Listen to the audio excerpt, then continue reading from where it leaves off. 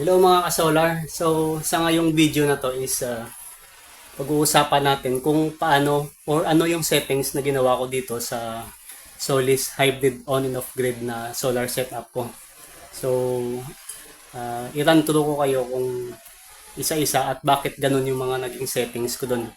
So, tara mga ka-solar, punta tayo dito sa display ng inverter ko.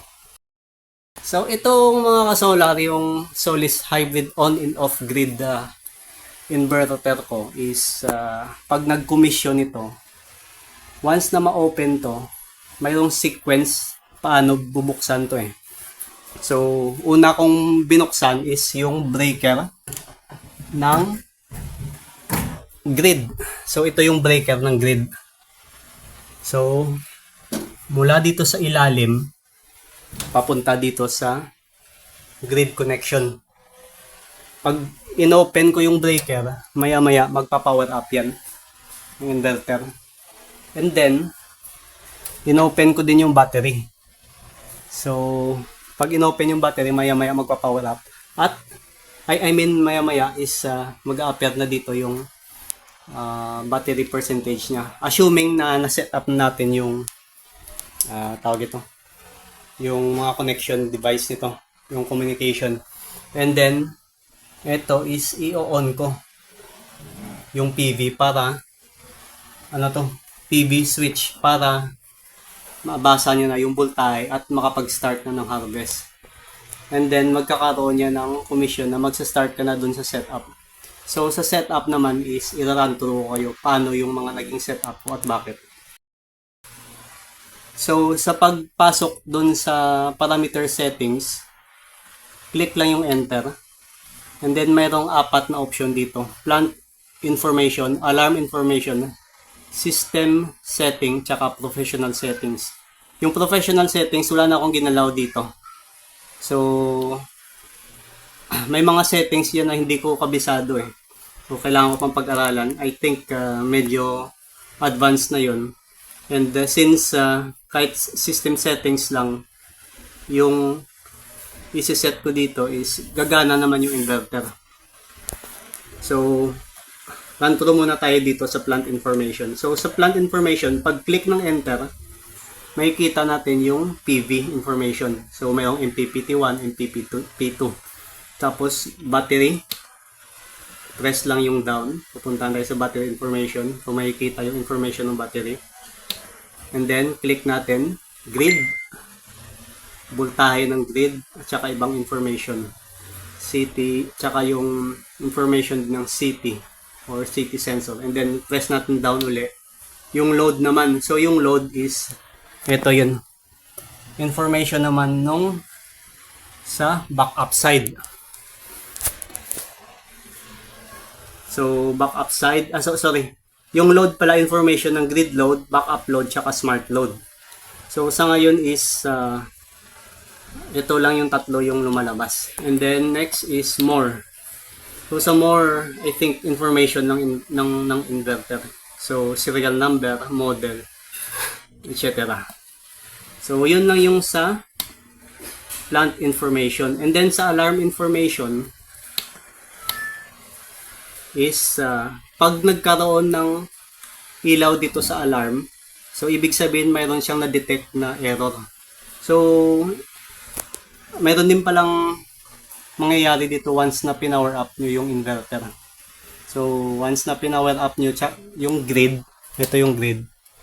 So, minsan madidetect nyo na may alarm. Mag-a-alarm yan, madidetect yan na walang battery kasi hindi pa na-on yung battery. And then minsan is medyo nagpa-power up yan. Matagal yung power up na umabot siguro ng 1 minute bago mag-open yung inverter pag in-on natin yung grid.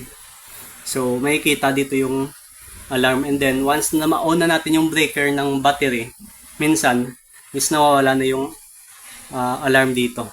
So, pwede din ma-check yung history ng alarm. So, sa history ng alarm, ito yung mga warning. So, battery com fail. So, nagkamali ako dun sa CT sensor, kaya ito yung nangyari. Sa communication pala ng battery, ito yung nangyari. And then, no battery kasi nakaset pa yun sa on-grid. Or nakapatay yung battery. Yung breaker ng battery. And then, no grid. nung sinutdown ko yung main breaker namin. And then, ito lang yung mga warning. So, I think pwede ma-delete to. So, hayaan ko lang, hindi ko na i-delete to. So, yun lang yung sa alarm information. And then, sa system setting. Click natin yung down and then press enter. So, i-run through natin to from storage up to more function. Pero yung iba, hindi na natin i-detalye kasi wala akong settings na binago doon. So, dito muna tayo sa storage mode. So, click natin yung enter. Yung setup na ginawa ko sa storage mode is naka self-use.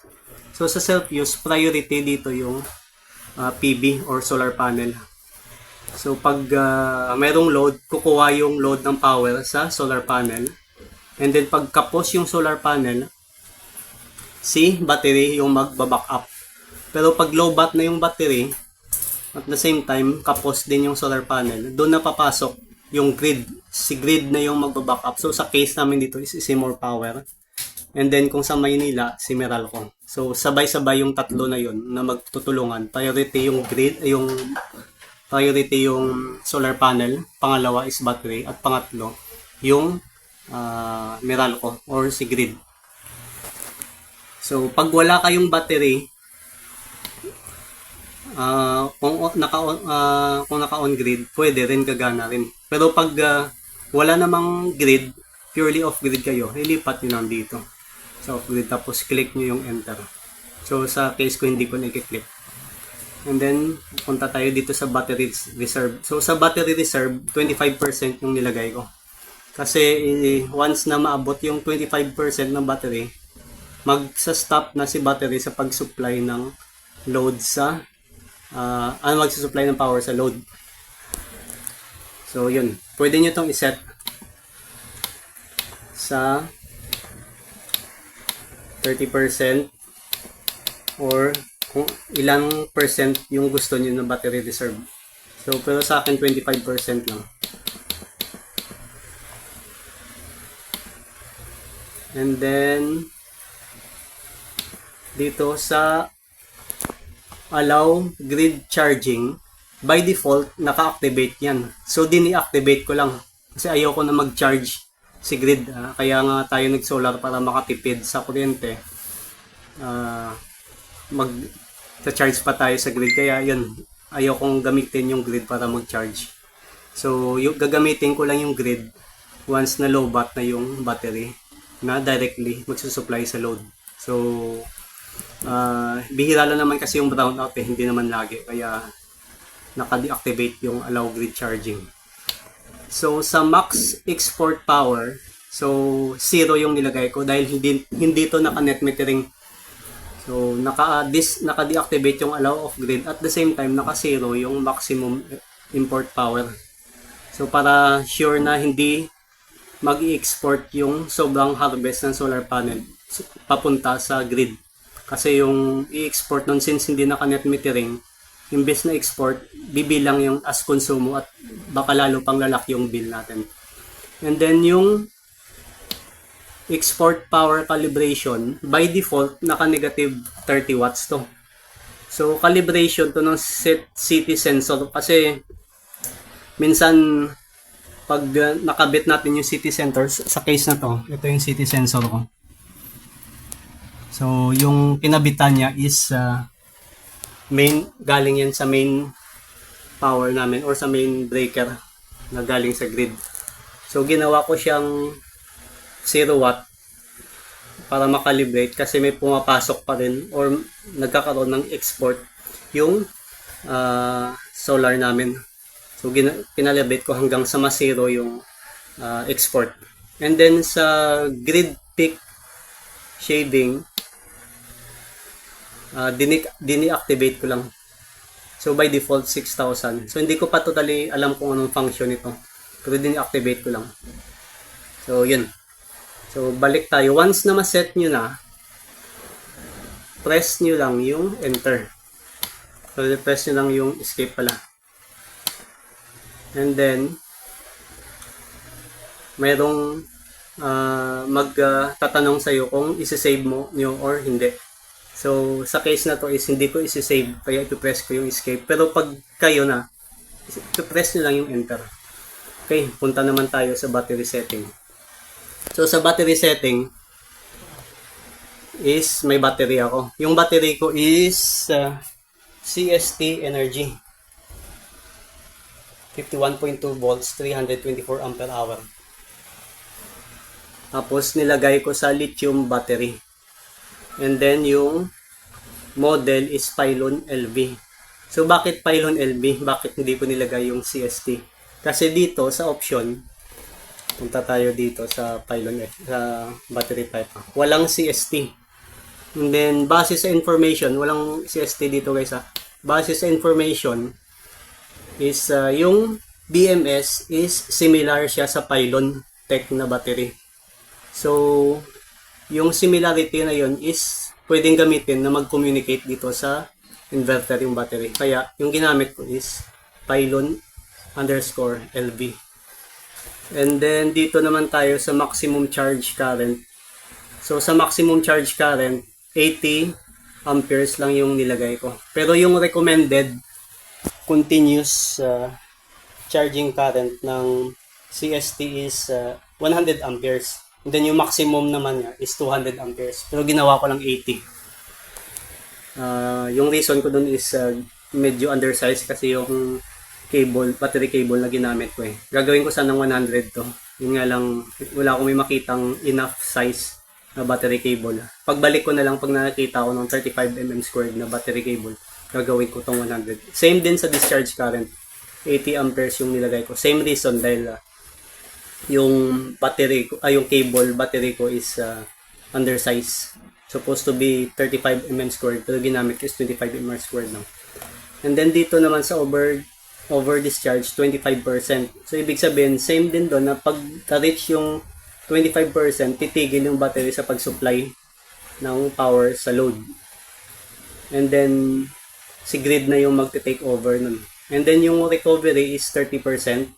So once nagkaroon na ng harvest si solar, hindi pa rin magsusupply yung battery sa load hanggat hindi naaabot yung 30%.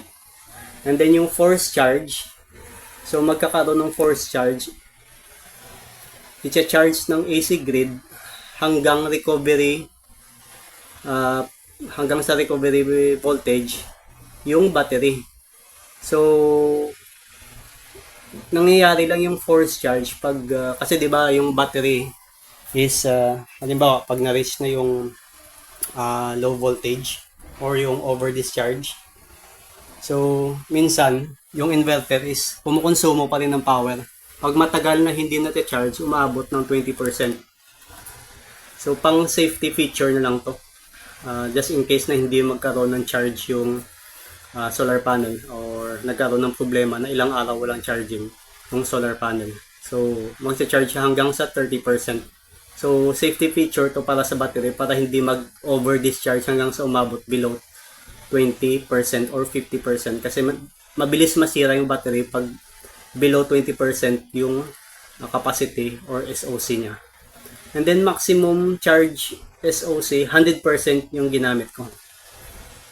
So from halimbawa pag na-lowbat yung battery or na-over discharge, pag nag-start na yung charging, i-charge niya hanggang 100%. And then naka-activate yung battery settings. Once na na-set na, is i-press lang yung escape. So may mag-appeal diyan kung i-save niyo yung settings niyo. So sa case na to wala naman akong binago eh. Kaya direkta na lumabas siya, pumunta siya sa system settings. So pero pag may binago kayo, i-save niyo gamit yung enter button. And then sa smart port, bala ko sanang i-explore pa to eh. Gagamitin ko yung smart port sa ibang load tulad ng aircon. Pero wala na akong time. Kasi babalik na ako sa Manila para sa work ko. So pagbalik ko na lang dito pag nagbakasyon i-explore ko to. So naka-deactivate yung genset. So wala naman kaming generator eh. Kaya naka-deactivate. And then sa smart load, which is bala ko sana gagamitin to sa aircon. Pero wala nang time. Hindi ko pa ma-explore. Hindi ko pa kasi na-try ito eh. So deactivated. And then AC coupling input para to sa mga may existing na solar setup. Especially kung meron kayong on-grid na existing, pure on-grid na existing, so pwede gamitin dito sa smart port. Dito yun yung smart port. Oh. Ano yan? Dito yan. Smart load and generator inverter. So yun. So skip na natin dito, wala tayong gagalawin. And then grid port. Sa grid port is information lang to ng high voltage 1, high voltage 2. So wala na akong ginalaw dito. Kasi sa grid code na ako nag-base. Grid code na ginamit ko is Gen 60. Meron akong kakilala na yung sinuggest ng technical support ng Solis dito doon sa Cavite is Gen 60. So nung tinry ko dito sa Iloilo, nag-work naman. So check natin yung ibang grid code. So punta tayo dito, i-enter natin. And then yung password nito is 0010. So press na natin yung down. Tapos press yung up, nagkaroon na ng 1 doon, and then press enter. So check natin yung mga grid code. So ito yung grid code.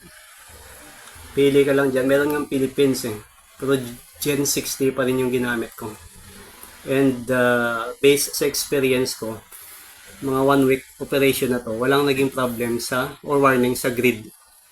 So kaya nag-stick ako dito sa Gen 60. Hindi lang ako sure sa ibang grid So baka sa Cavite kasi Meralco yun So hindi lang ako sure sa iba, baka iba din. Pero try nyo lang muna to kung hindi rin kayo sure, or contact nyo yung technical support ng Ian or ng Solis inverter pag hindi kayo sigurado. So escape na natin, balik natin. Sa parallel settings, naka-deactivate yung parallel system. So since isa lang naman yung unit, so naka-deactivate siya. And then kahit disregard nyo na to, once kasi pag din-deactivate to, lahat ng mga settings dito is hindi nyo nababasahin. Ganun din dito din sa phase connected setting. So naka-single phase siya. So naka-deactivate yung A phase, B phase, at saka C phase. So balik tayo, escape. Sa basic setting, time lang naman to, tsaka hours. Kaya nung kinumission to, pag start pa lang, matik na rin na nag-update to So kung hindi mag-match sa time nyo tsaka sa date nyo, set nyo lang to. So ngayon is June 14, 2016. 2026. Tsaka alas 3, mag-alas 4 na. Escape. Sa more function, heat pump na naman to. So sa heat pump, schedule to ng kung hindi ko pa na-explore to, baka parang smart load na rin siguro to. Tapos naka-schedule yung pagbigay ng power. So hindi ko na rin ginalaw to. So escape natin. So basically, yung naging settings ko lang dito, yung ginalaw ko is storage mode, battery settings, tsaka grid port. Yung smart port, naka-deactivate naman lahat yun Parallel setting, naka-deactivate din. Yung basic setting, date lang naman tsaka hours, then more function. Kaya ito na yung tatlo, storage mode, battery settings, grid port, tsaka yung apat pala, tsaka yung basic setting kung hindi match yung date tsaka yung time. So balik tayo sa homepage. So okay, so ngayon is mag-alas 4 na, bagsak na yung harvest, sa 300 watts na lang bagsak yung harvest dahil siguro magpo-full charge niya baka pinipigilan na ng BMS na magtanggap siya ng charge, kaya zero yung power na nire-receive ng battery. Okay, so yun lang guys sa discussion natin ngayon tungkol sa settings ng Solis hybrid on and off grid 6 kW. So yung ibang model is I think similar lang naman yung settings since isang brand lang naman. Basta hybrid, on and off grid. Sa on grid, iba naman yung settings. Ano? So, pwede nyo gayahin yung settings ko basta may battery kayo. Especially yung brand na CST. Pag iba yung brand, contact nyo na lang yung seller ng battery kung compatible sa Solis. At kung sabihin nila na compatible, tanongin nyo kung anong battery type dapat ilagay sa settings para mag-work yung communication ng battery nyo. Okay guys, so yun lang guys. Kita-kita tayo ulit sa next ko na tutorial video ng solar setup ko. Bye guys, paalam!